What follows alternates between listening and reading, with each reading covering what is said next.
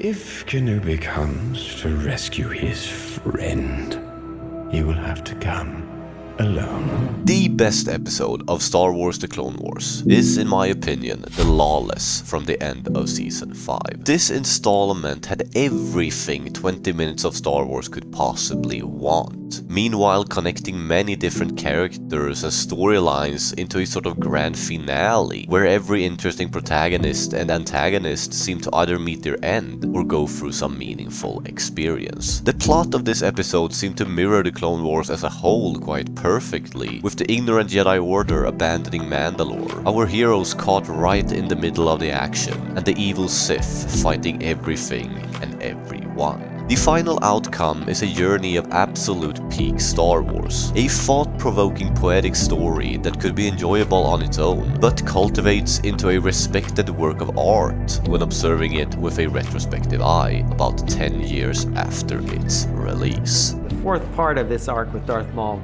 a lot of threads were coming together that demanded that we end the arc for several characters. This episode doesn't really have a good ending for anyone, except the puppet master himself. But it displays the Clone Wars' tragic description and how only the strongest ultimately survives, even if some of them have totally different methods. The fortune cookie for this chapter says, morality separates heroes from villains, and it's absolutely shown through multiple layers in these action-packed 20 minutes. It's so much pain and bloodshed, and it's how our heroes and villains react to these circumstances that ultimately exposes their accurate nature. For example, Satine used her final moment to speak of love. I've loved you always.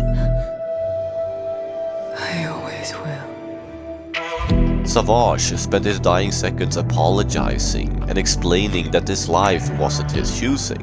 I'm not like you. I never was. And Obi-Wan stayed true to the Jedi way and didn't seek revenge. He didn't let Maul destroy him. The list goes on and on. Clone Wars managed to develop so many interesting characters while simultaneously exploring a grandiose adventure. And even if this only was a small tidbit of it, the episode summarized why this series worked so well and highlighted the brilliance of diverse storytelling. We meet again, Kenobi. Welcome to my world.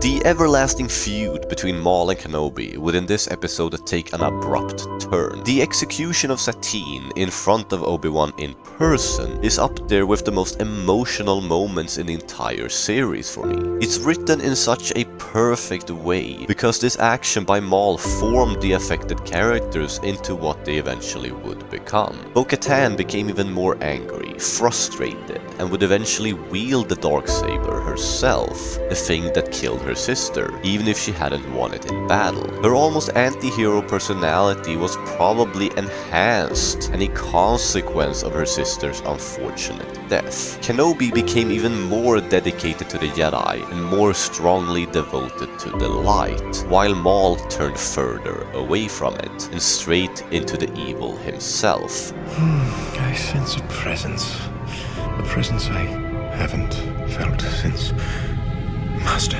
This lightsaber duel was viewed as revolutionary when the episode premiered. The fact that Sidious for the first time in the series took it upon himself to deal with his former apprentice was unbelievable. The nostalgia were everywhere, and you as the viewer understood that Maul had become a problem, a so-called rival to Sidious' master plan. The high stakes, along with the sentimentality, combined with an awesome looking duel, made the ending to this episode stand out in a phenomenal manner. Yes, Maul had absolutely become powerful, but even with the help from his newly found apprentice, Savage, they didn't stand a chance. Sidious literally played with them, and it highlighted his extreme and almost unfair power capacity.